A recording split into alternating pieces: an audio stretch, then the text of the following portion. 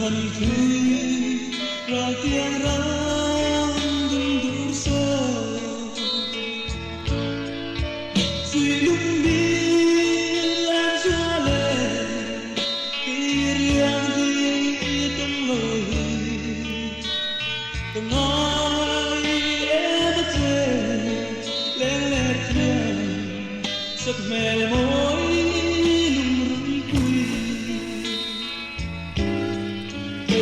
chẳng sẽ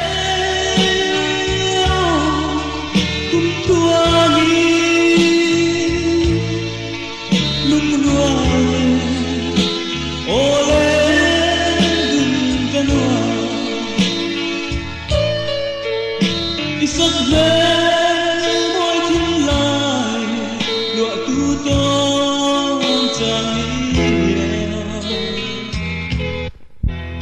cần hoàn thủy bia thu lắm mấy thế mà sẽ có đông ru ở riêng tên thân đôi từ xuân lâu bia thu lần thứ chu ô đủ lại nụ tươi chẳng sẽ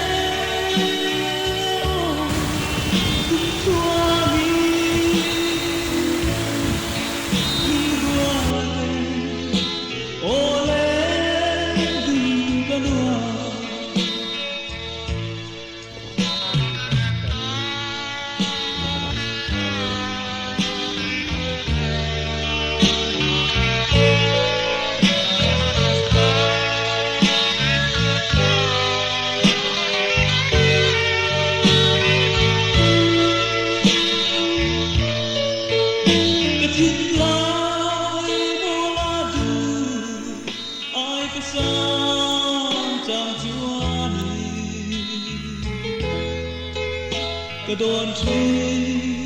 trên mong ai yêu đi ta